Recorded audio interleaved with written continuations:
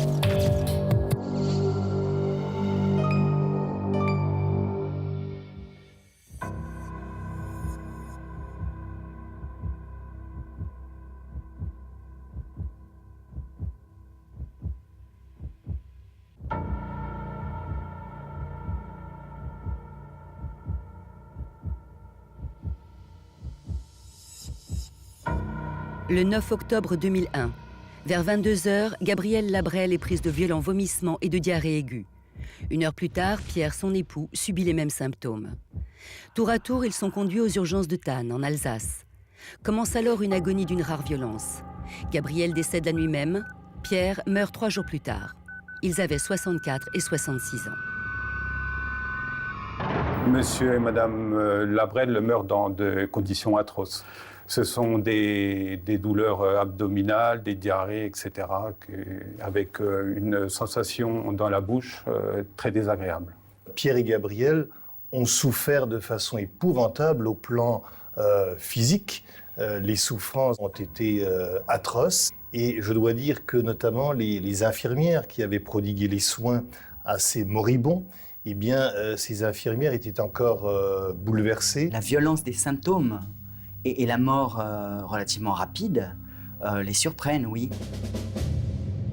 Les médecins pensent à une intoxication alimentaire, mais la douleur et l'agonie du couple choquent le personnel de l'hôpital.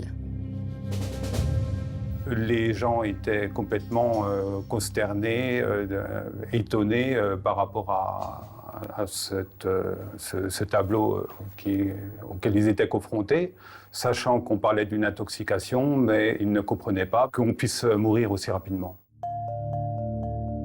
Tous les traitements qui étaient administrés, aucun ne réussissait. Ils se retrouvaient devant un cas jamais vu. Apparemment, tout le staff médical a été très surpris de la gravité des faits et de la rapidité, en fait, surtout du décès de Madame Labrelle.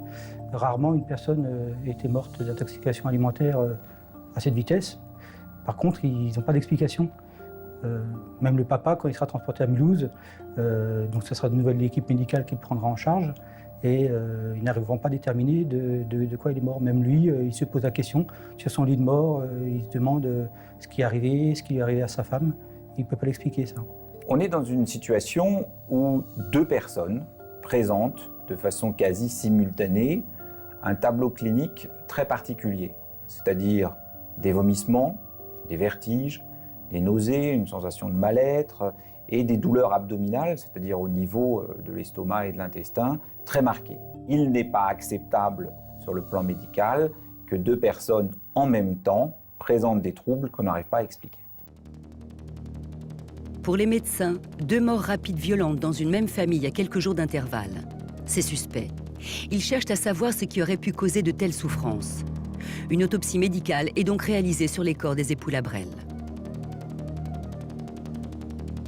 La règle, c'est que lorsqu'on ne s'explique pas une mort, surtout brutale, survenant dans un contexte où la personne était plutôt en bonne santé, jusque-là, eh bien, à ce moment-là, il faut considérer que cette mort, pour reprendre l'expression, est une mort suspecte. Et à ce moment-là, on peut faire une autopsie donc médicale pour essayer de trouver une cause complémentaire qui explique la mort. Lorsque on pense à une intoxication alimentaire, le premier prélèvement à faire, c'est le prélèvement du contenu gastrique. Du sang et de l'urine sont également prélevés. C'est le laboratoire de toxicologie de Strasbourg qui se charge des analyses. Les résultats obtenus sèment le trouble au sein du corps médical. L'analyse bactériologique est négative. Les Labrel n'ont pas succombé à une intoxication alimentaire. Donc cette piste, la piste d'une intoxication alimentaire classique, doit très rapidement être abandonnée. Comme dans tous les cas d'intoxication alimentaire, la DAS, Direction départementale des affaires sanitaires et sociales, mène son enquête. Il s'agit d'établir le dernier repas des Labrel et d'analyser les aliments suspects. On a réussi en fait à prouver que les époux Labrel avaient mangé tous les deux du biber à la casse lors de cette soirée du 9 octobre 2001. C'est une spécialité régionale à base de fromage blanc, d'ail et de fines herbes, servi habituellement avec des pommes de terre. C'était le plat unique, apparemment, qui était pris le soir. Monsieur Labrel, par la suite, avant son décès, quand il a été hospitalisé à Mulhouse, a donné des indications là-dessus et a donné donc les détails du repas. À savoir que Mme Labrel en a mangé beaucoup plus que son mari, donc ce qui peut expliquer qu'il a mis peut-être plus de temps à mourir que son épouse. Les restes du plat sont retrouvés dans la poubelle par le fils Arnaud. Mais là encore, les analyses concluent à une absence de toxines. Le bibalascas n'est pas mis en cause. Un couple en bonne santé qui meurt subitement après dîner. Des analyses de leur sang et de leur repas qui écartent l'idée d'une intoxication alimentaire. Enfin, des autopsies blanches, c'est-à-dire des autopsies qui n'expliquent pas les décès. Gabriel et Pierre Labrel sont inhumés le 17 octobre sans que la cause de leur mort ne soit connue. Après le corps médical, c'est la justice qui s'intéresse au décès de ce couple. Le parquet ordonne une enquête préliminaire. Celle-ci est confiée à la brigade de gendarmerie de Thann, la ville dont sont originaires les Labrel. Les proches et les membres de la famille sont entendus. Pour eux aussi, ces morts sont incompréhensibles. Et le premier à faire part de ses soupçons, c'est Philippe Ziegler, le filleul de Gabriel. Dès que j'ai eu connaissance de la mort de Pierre, qui faisait suite, donc 3 jours après, au décès de Gabi, là, je me suis posé de vraies questions en disant ça ne peut pas être une intoxication alimentaire banale. Il y a quelque chose derrière. Il y a quand même 2 personnes qui ont laissé leur vie dans cette affaire-là, et il faut peut-être chercher plus loin. Une enquête de personnalité débute pour en savoir plus sur le couple Labrel. Qui sont Pierre et Gabriel? Qu'est-ce qui pourrait expliquer cette mort soudaine que la médecine ne comprend pas? Les Labrel, ce sont des retraités très joviaux qui n'ont pas de soucis particuliers, très appréciés dans leur milieu professionnel à l'époque et amical.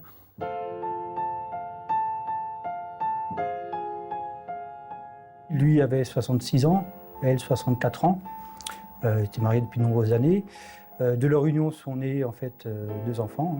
Je connaissais la famille Labrel depuis longtemps déjà. Des gens charmants, des gens gentils, un homme qui avait beaucoup travaillé dans son existence. Il avait repris un peu l'affaire de ses parents qui avaient une graine pris, mais il a travaillé aussi comme représentant de produits de droguerie. Il avait constitué une petite société de cadeaux d'affaires pendant un certain temps, mais connaissant pas mal d'ennuis de santé, donc il ne travaillait plus les dernières années. Quant à Gabi, ma marraine, elle était, comment dirais-je, au service comptable des produits chimiques de Thann, qui est une grosse usine chimique de la région, et elle avait pris sa retraite à 60 ans. Ce couple vivait dans cette petite ville de Thann, ils étaient bien intégrés, estimés, appréciés, vraiment des gens simples et des gens de grande qualité, des gens attachants. C'était une vie de famille où on aimait bien la bonne cuisine, on aimait bien sortir, aller dans la nature. Gabriel aimait bien faire ses confitures, il y avait du jardinage. Il y avait beaucoup de monde qui venait dans cette maison, d'amis ou la famille, donc ils avaient des rapports quand même très conviviaux, des gens qui aiment la vie, quoi.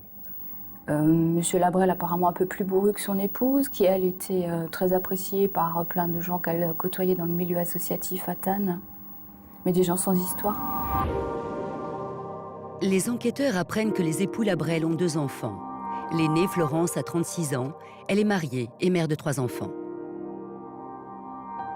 Florence Labrelle, j'ai des souvenirs assez lointains puisqu'elle était toute petite fille lorsque je venais passer moi-même quelques journées en Alsace et le courant passait très très bien entre nous.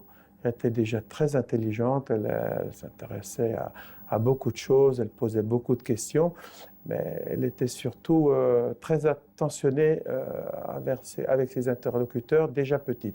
Florence est une jeune femme sensible. Elle est une jeune femme droite. Elle est mariée, elle a des enfants. Elle a tenté donc de constituer son existence familiale et professionnelle. Elle avait énormément, beaucoup d'affection pour ses parents. Gabi, sa maman, venait garder ses enfants très souvent. Donc, il y avait des rapports très étroits entre Gabi et Florence. Et j'ajouterais aussi avec Pierre qui avait une admiration pour sa fille, comme beaucoup de pères, mais elle avait aussi des raisons de le rendre fier, puisqu'elle avait parfaitement réussi de belles études. C'était la fierté de la famille, hein. C'est vrai qu'elle avait réussi tout dans sa vie, hein. Bon, à part un divorce évidemment, mais bon, elle avait fait sa vie, elle avait eu 3 enfants qui étaient chéris par ses grands-parents, hein. L'esprit très filial, familial, faisait que les rapports étaient excellents entre les parents et Florence Labrelle. Quant au cadet, Arnaud, il a 9 ans de moins que sa sœur Florence. Les amis proches de Arnaud le décrivaient comme quelqu'un d'intelligent, de convivial et très, très agréable à vivre. Il avait trouvé un travail d'aide éducateur au collège de Masevaux. Il y avait monté un club d'échecs à un moment. Et ça le passionnait justement. Les échecs étaient une de ses passions. Je crois que quand il avait un projet, il essayait de le mener à bien, surtout au niveau des enfants. Un jeune qui aimait aussi les échecs, qui aimait les sorties. Il a fait un tour de France avec à 2 chevaux, si mes souvenirs sont exacts. Et puis, quand il était en société, je veux dire, avec des jeunes, auprès des jeunes, il passait bien. Il a une activité professionnelle, mais qui, semble-t-il, n'est pas pérenne. Il a des difficultés financières, comme il en a depuis très longtemps, et est très dépendant financièrement, matériellement de ses parents. Il vit quasiment à mi-temps chez ses parents. En tout cas, il y va plusieurs fois dans la semaine pour y dormir, pour se nourrir. Arnaud n'a pas vraiment quitté le domicile familial. Il était donc là le soir de l'hospitalisation de ses parents. Il est très affecté de voir sa maman dans cet état-là. Il est surpris parce qu'apparemment sa maman, jusqu'à cette date-là, avait une santé relativement bonne, sans antécédents médicaux. La mort de sa maman, apparemment, est vécue de façon très, très difficile. C'est un moment de souffrance pour lui. Les gendarmes dressent le portrait d'un couple de retraités en bonne santé, sans histoire. Appréciés de leur entourage, Pierre et Gabrielle partagent leur temps entre vie associative et vie de famille. À ce stade de l'enquête, rien ne permet d'imaginer le drame qui s'est joué le 9 octobre 2001. Une révélation va pourtant mettre les enquêteurs sur une première piste. Ils découvrent qu'Arnaud, le fils des Labrelle, mène sa propre enquête sur la mort de ses parents. Il est le premier à se demander si Pierre et Gabrielle n'auraient pas été empoisonnés. Il va jusqu'à évoquer l'arsenic. C'est Arnaud Labrelle qui évoque pour la première fois l'arsenic. Il appelle un membre de la famille, M. Ziegler, qui est le filleul de la défunte Gabrielle Labrelle. Il nous parle d'arsenic en disant « Si de toute façon ils ont été empoisonnés à l'arsenic, j'ai étudié les poisons, j'ai fait des recherches sur Internet et ça, l'arsenic laisse des traces dans l'organisme, on devrait le trouver. » Il avait pensé à un empoisonnement et puis il expliquait qu'il avait cherché dans la littérature à laquelle il pouvait avoir accès ce qu'il était possible ce qu'il existait comme poison et de quelle façon pourquoi on pouvait présenter les symptômes que ses parents avaient présentés. Alors que le fils des Labrelle oriente les enquêteurs sur une éventuelle intoxication à l'arsenic, les médecins continuent de s'interroger sur les causes des décès. Et on est face à un mur.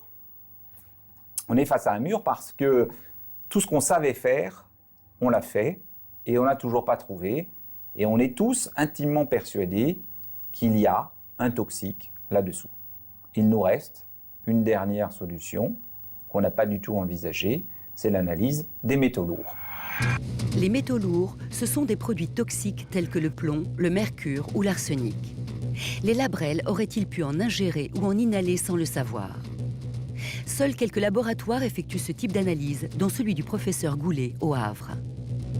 Le professeur Goulet reçoit des échantillons de sang et d'urine, est intrigué également par la symptomatologie, puisqu'on en a discuté par téléphone, fait les analyses en un temps record, et je crois que le lendemain ou le surlendemain m'appelle et me dit « voilà la cause du décès, c'est un empoisonnement à l'arsenic, avec des concentrations massives, à la fois dans les urines et dans le sang de chacune des deux victimes. » Les résultats confirment les doutes du fils des victimes et des médecins. Les Labrel ont bien été intoxiqués à l'arsenic. Une découverte qui explique l'agonie du couple et cette fin si violente. L'affaire prend un nouveau tournant. Le 3 décembre 2001, une information judiciaire est ouverte contre X pour empoisonnement. La brigade de recherche de Mulhouse reprend le dossier. Une nouvelle enquête peut commencer. Dès qu'on a eu l'information qu'il s'agissait d'arsenic, bien entendu, avec mes collègues, nous étions déjà d'une part étonnés et d'une part nous avons tout de suite pensé que nous avons une enquête difficile à solutionner, à résoudre. Évidemment, le crime d'empoisonnement n'est pas courant.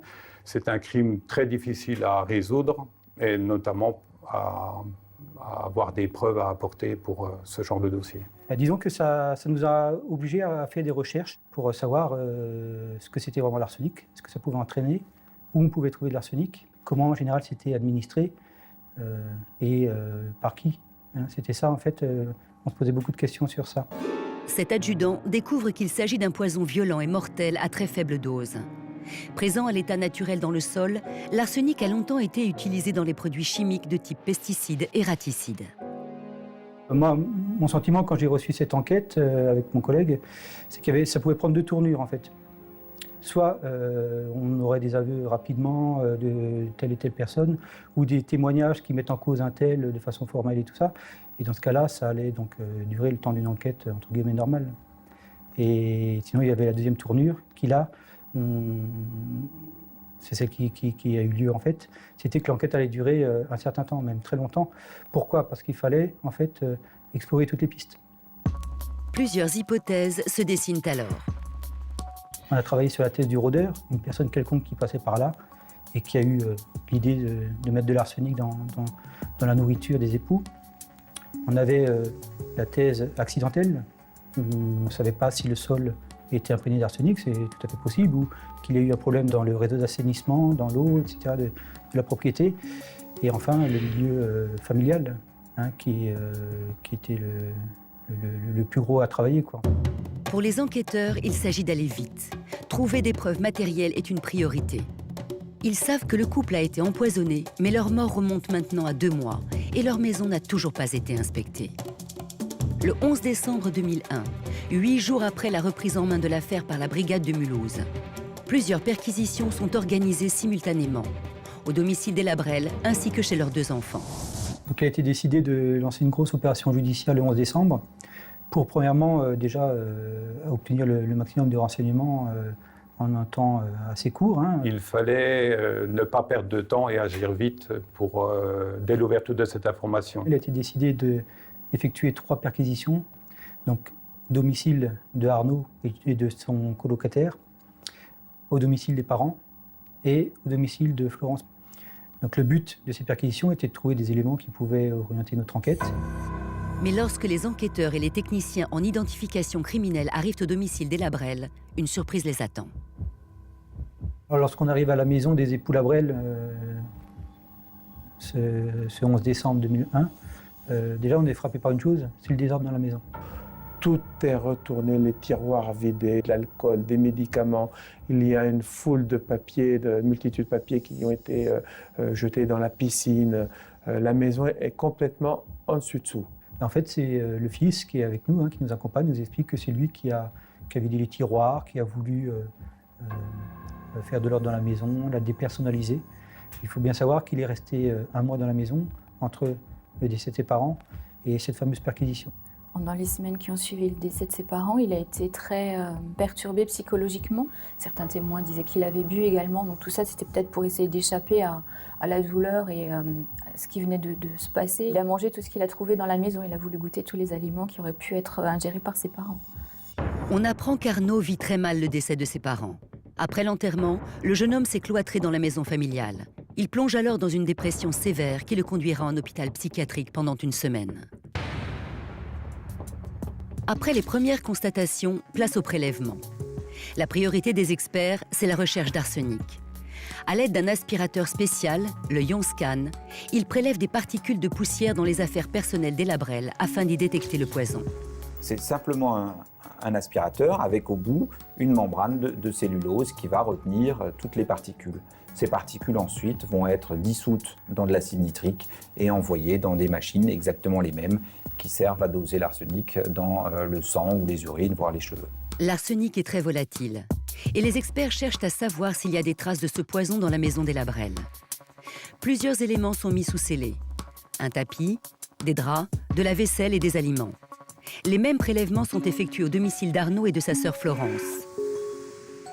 La première piste que souhaitent écarter les enquêteurs, c'est celle de l'accident. L'arsenic est parfois présent dans le sol et on sait que les Labrelle cultivent leurs propres légumes.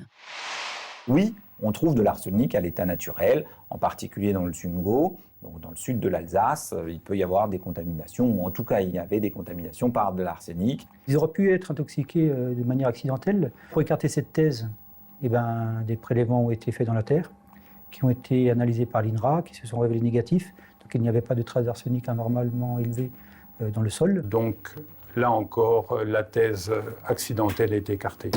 Les analyses sont formelles. Pas de traces d'arsenic dans le sol. L'intoxication des Labrelle n'est pas un accident.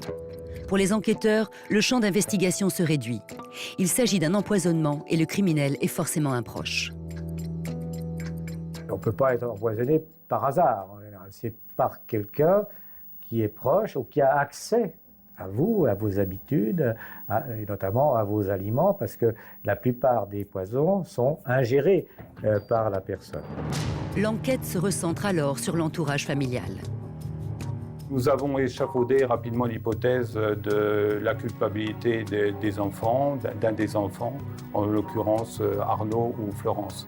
Alors soit c'est Florence, soit c'est Arnaud, soit ce sont les deux de concert, mais il est certain que l'action criminelle est réalisée par un proche des victimes qui a accès à leur vie quotidienne, à leur nourriture, etc., etc. Les auditions de Florence et Arnaud commencent. Tour à tour, ils sont entendus sur leur emploi du temps et sur les faits. Florence nous expliquera qu'elle est restée toute la journée chez elle. Nous en aurons la confirmation par rapport à des écoutes téléphoniques et par rapport à l'audition, témoignage de la gouvernante, etc. De son côté, Arnaud raconte être passé au domicile de ses parents le 9 octobre au soir.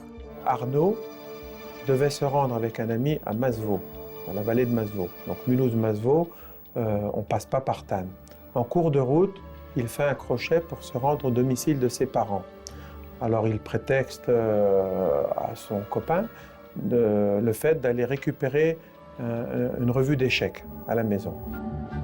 Mais les enquêteurs s'aperçoivent qu'Arnaud n'a jamais pris ce magazine d'échecs et qu'en plus, il n'avait aucun tournoi le lendemain. Il repart, il repasse encore quelques heures en présence d'amis et il revient dans la soirée aux alentours de 22h30, je crois. Puis là, il voit sa mère en train de se tordre dans tous les sens sur son lit. Il reconnaît apparemment le docteur Stockel, et qui lui explique en fait que sa mère se sent atrocement mal et qu'il est en cours de la faire hospitaliser d'urgence à l'hôpital de Thann. Quand les ambulanciers arrivent, il les prend à partie, il crie après tout le monde. Et puis ensuite, pendant que sa mère est en cours d'évacuation, il va dans la cuisine et puis il se fait à manger. Et il dira plus tard, j'étais bourré, j'avais fumé un joint, j'avais faim, n'importe qui dans ces circonstances-là se ferait à manger. Après, il reste avec son père et son père, à un moment donné, lui dit qu'il commence à se sentir mal, comme sa mère aussi. Et dans le même temps, il reçoit donc le coup de fil du docteur Stockel qui se trouve à Thann. Il lui explique que son père se sent mal. Tandis que son père agonise, lui apparemment ensuite il fait le ménage. Il est pris de passion ménagère et il fait le ménage et apparemment il nettoie les traces de vomi. De nombreuses zones d'ombre apparaissent dans le récit d'Arnaud. Les enquêteurs se demandent pourquoi le jeune homme fait un détour par Thann le soir des faits. Son comportement intrigue. Ils décident de l'interroger plus longuement. Son audition se transforme en garde à vue. Donc sa garde à vue, il la vit difficilement parce qu'il souffre du décès de ses parents, qu'il ne comprend pas qu'il soit le suspect numéro 1 à ce moment-là. Pendant plusieurs heures, Arnaud revient en détail sur sa soirée du 9 octobre, sur le choc de voir mourir sa mère. Puis il commence à évoquer ses parents. Selon lui, Gabriel et Pierre ne sont pas le couple sans histoire décrit par leurs amis. Arnaud Labrelle nous a parlé de suicide, donc que les parents auraient pu se suicider. Il a avancé l'hypothèse que Madame Labrelle aurait eu un amant, que son père avait beaucoup de problèmes de santé, même très graves. Son père apparemment avait eu des problèmes de santé dans le passé, qu'il a eu à 2 ou 3 occasions des petites dépressions. Il y avait une opération médicale, chirurgicale qui était en vue et Arnaud Labrelle pensait que tout ça pouvait peut-être l'avoir placé dans un état psychologique fragile. C'est ce qui aurait, selon lui, peut-être été une explication à l'idée de suicide du père, qui n'aurait pas forcément voulu laisser son épouse vivante avec tout un contexte familial peut-être difficile.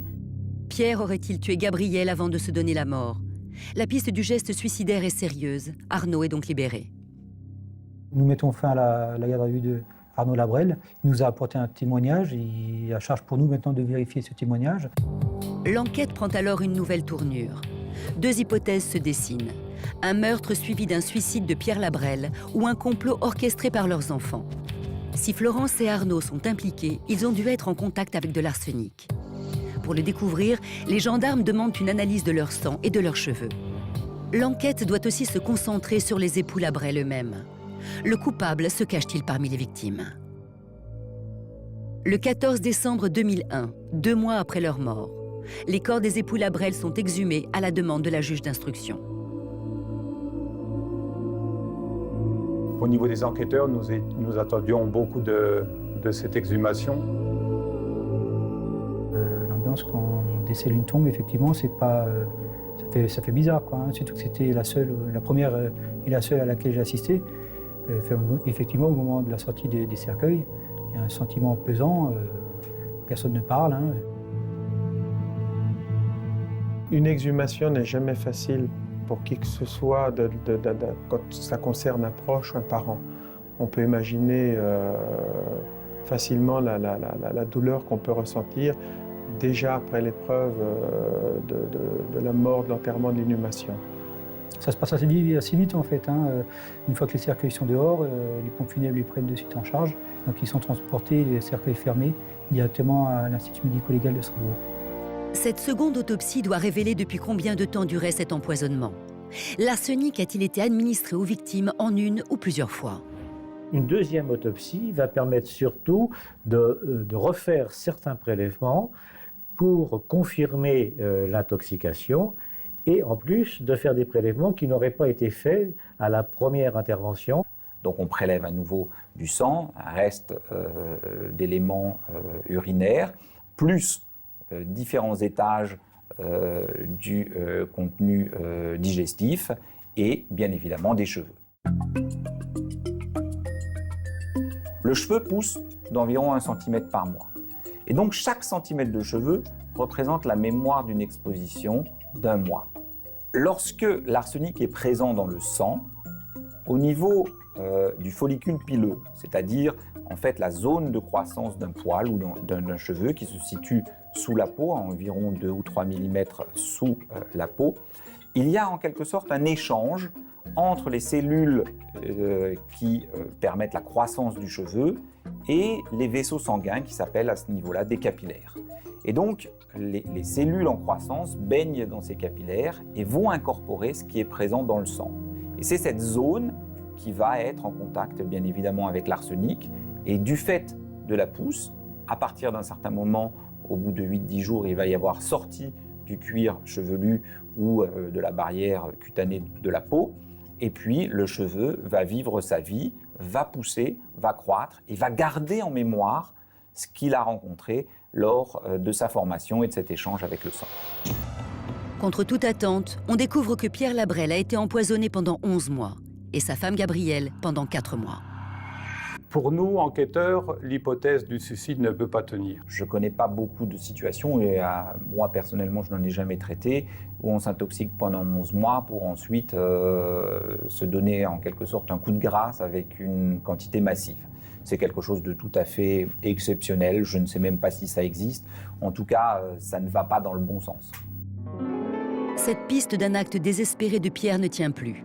Pour les gendarmes, quelqu'un d'autre a voulu la mort du couple. Et ce double meurtre est prémédité. Jamais je n'imaginais déjà cette hypothèse-là, qu'on ait pu progressivement leur injecter du poison. Donc ça, c'était le premier effet de la surprise. On peut avoir que des sentiments de colère, je veux dire, quand on apprend de telles choses. L'action d'empoisonner donc remontait à plusieurs mois en arrière, et je suis effaré par la persistance de l'action criminelle, de la noirceur criminelle. Ça suppose préparation, préméditation. Ça suppose clairement d'avoir eu suffisamment de sang-froid, suffisamment de ruse, d'esprit de ruse, et suffisamment quelque part de cruauté aussi pour faire mourir monsieur et madame Labrelle à petit feu. On s'est posé la question de savoir comment les parents ne s'en sont pas aperçus, de quelle manière, enfin, comment ils n'ont pas pu sentir cette présence d'arsenic. Alors, la quantité d'arsenic pour conduire au décès est quelque chose de faible. C'est 1 mg par kilo de poids d'un individu. Donc quelqu'un qui pèse 70 kg, si on lui administre 100 mg d'arsenic, c'est quelque chose de mortel, c'est une quantité mortelle.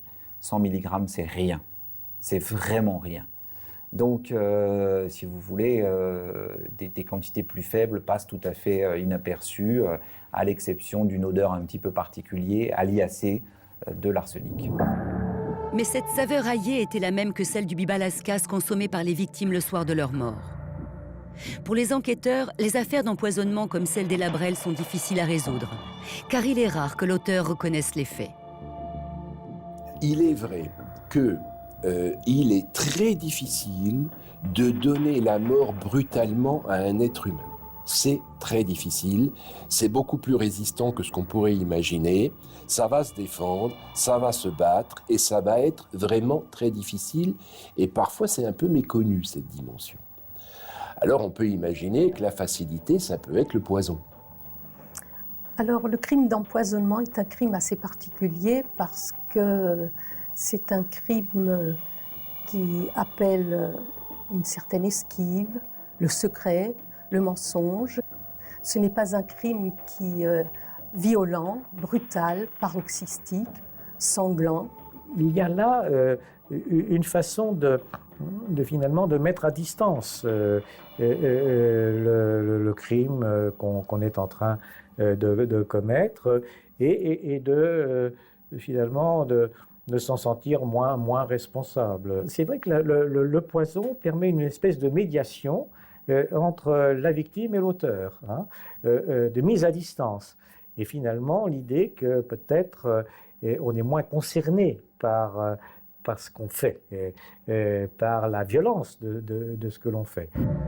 4 mois après les faits, les gendarmes ont acquis la certitude que la mort du couple était préméditée, que le poison était vraisemblablement dissimulé dans le bibalascas qu'il mangeait tous les soirs et que Pierre Labrelle ne peut être le coupable. Reste alors la thèse d'un meurtre orchestré par les enfants. Or, seul Arnaud était présent le soir de leur hospitalisation et c'est lui qui est le premier à évoquer la piste de l'arsenic. Les enquêteurs se penchent alors sur les relations qu'Arnaud entretenait avec ses parents. Au cours de l'enquête, nous apprenons qu'Arnaud Labrelle entretenait des relations très conflictuelles avec le père, notamment. Les disputes étaient de plus en plus fréquentes parce que Pierre, qui était quelqu'un de très rigoureux, respect des lois, de l'ordre, commençait à supporter de moins en moins la façon de vivre de son fils. Avec sa mère, ça se passait également mal, mais comme toute maman, elle protégeait le fils. Je suis aussi qu'il lui arrivait d'insulter sa mère, de la traiter de noms vraiment que je ne répéterai pas ici, mais vraiment des insultes fortes et auxquelles elle ne réagissait pas. Le motif qui est revenu le plus souvent concernant ce conflit se rapportait à l'argent. Un témoin a même entendu Arnaud Labrelle menacer son père de mort en lui disant « vivement que tu crèves, que je touche l'héritage ». Les gendarmes découvrent un conflit qui dure depuis des années entre le père et le fils. L'argent est au cœur de leur mésentente. L'enquête financière qui a été menée donc, a révélé qu'entre janvier 2000 et septembre 2001, le couple Labrelle a donné plus de 50 000 francs donc, à Arnaud Labrelle. Les parents ont accepté pendant un certain temps effectivement de subvenir à ses besoins. À un moment donné, la maman lui donnait de l'argent à l'insu de Pierre Labrelle qui désapprouvait cet assistanat. Son mari excédé lui a demandé brutalement, il faut choisir, c'est ton fils ou moi. Donc elle n'avait pas d'autre alternative que de choisir son mari. Et d'où l'ultimatum posé à Arnaud, pour la Toussaint, il faut que tu quittes les lieux. Je pense que ça devait être l'enfer à chaque fois qu'Arnaud était à la maison, qu'il dormait ou qu'il y passait. Pierre avait donné 1 mois à Arnaud, c'est-à-dire au mois d'octobre 2001, pour prendre ses affaires et quitter la maison. Et évidemment, Arnaud, lorsqu'il a appris cette chose-là, a été vexé, mortifié, il s'est senti humilié. On apprend également qu'en janvier 2001, les Labrelle ont modifié leur testament au profit de Florence. Les soupçons convergent alors vers son frère. Mais à ce stade de l'enquête, aucun élément matériel ne permet d'impliquer concrètement Arnaud. Le 6 mai 2002, les résultats des analyses tombent. Ils confirment les doutes des enquêteurs. Tous les prélèvements faits sur Florence sont négatifs. En revanche, de l'arsenic est retrouvé dans les cheveux d'Arnaud et dans ses affaires personnelles. Mais le 6 mai 2002, effectivement, donc le juge d'instruction nous informe qu'elle a eu en retour donc, les analyses des cheveux d'Arnaud Labrelle et que celui-ci présente des traces d'arsenic, enfin que ses cheveux présentent des traces d'arsenic. Donc là, bon, on se pose la question, on dit mais comment il a pu les avoir? Il n'y a pas 130 solutions, hein. C'est qu'effectivement, le fait de manipuler de façon régulière l'arsenic permet de retrouver des traces dans les cheveux. C'est un produit assez difficile à manipuler parce qu'il est pulvérulent. C'est-à-dire qu'en fait, il se disperse facilement dans l'atmosphère et donc le manipulateur risque des contaminations. Ces résultats confirment que Arnaud Labrelle aurait pu manipuler l'arsenic. Donc là, il n'y a plus de doute possible. Pour moi, il n'y avait plus ce petit espoir qu'Arnaud n'ait rien à voir là-dedans. Pendant plusieurs mois, les gendarmes vérifient les analyses.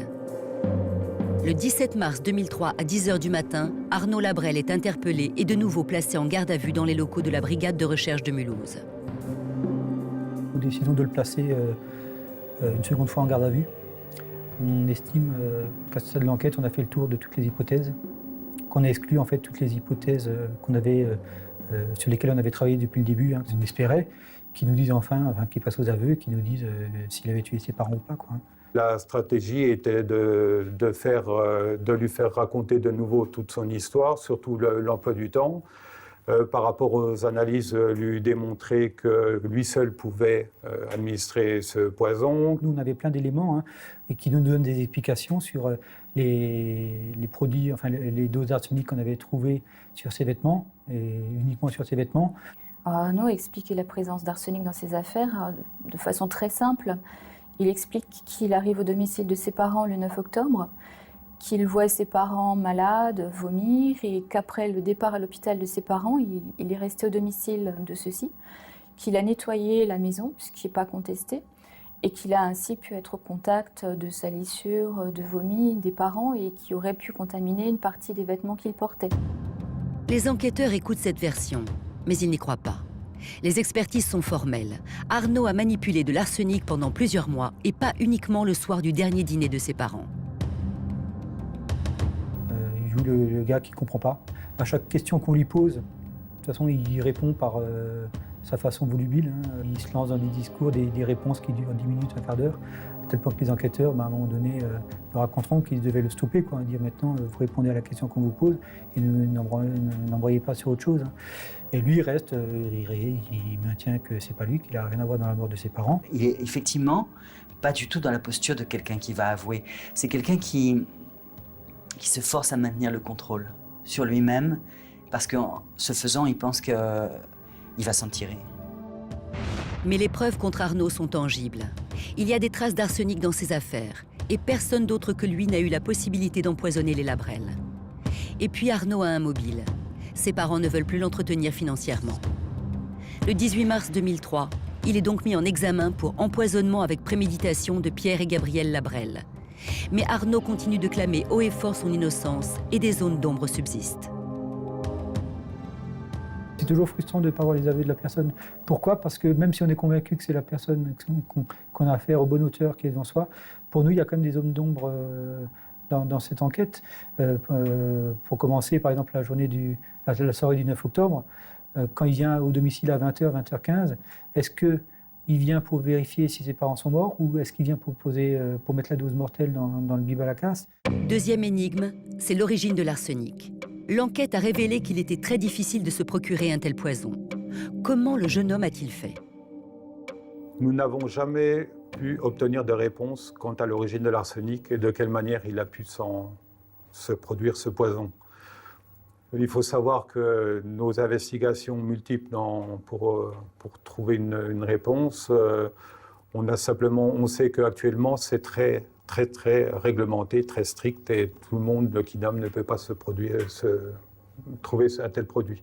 Maintenant, la seule hypothèse qu'on ait, c'est qu'Arnaud Labrel ait trouvé ce produit au domicile même, sachant que son père, pendant une période, a travaillé pour l'entreprise dans le territoire de Belfort, qui commercialisait des produits type raticine.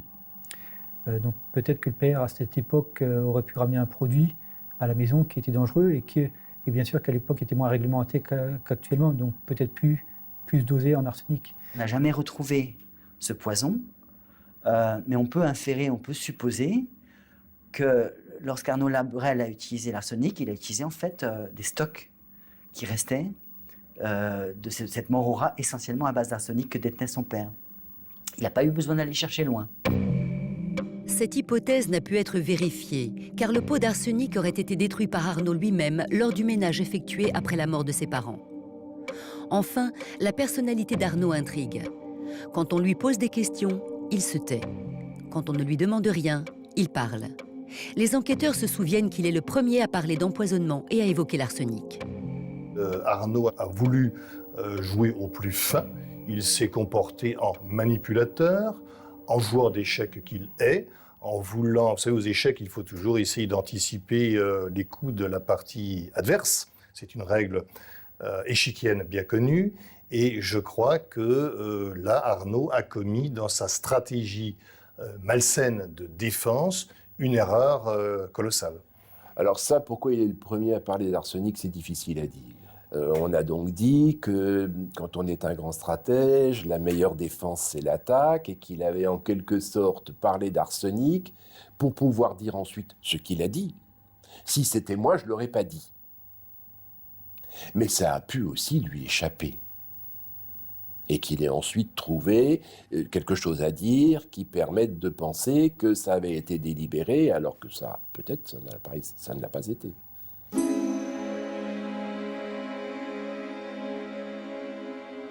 Il ne faut pas voir, à mon sens, même si on a pu le dire, Arnaud Labrel comme un très grand joueur d'échecs qui serait le stratège qui tenterait d'avoir toujours un coup d'avance sur les autres. Je pense que ce n'est pas ça qui s'est passé. Il s'est probablement trouvé acculé. Il a réagi comme il pouvait le faire pour essayer de se sortir de cette nasse dans laquelle il se trouvait pris. Les grands stratèges de la délinquance, on ne les voit jamais. Et on ne les voit jamais pour la bonne et simple raison qu'ils ne se font pas prendre, puisqu'ils sont en quelque sorte des pros. Arnaud Labrel, bien entendu, ce n'est pas un pro du meurtre. Le 14 mars 2005, c'est un procès hors du commun qui s'ouvre devant la cour d'assises de Colmar.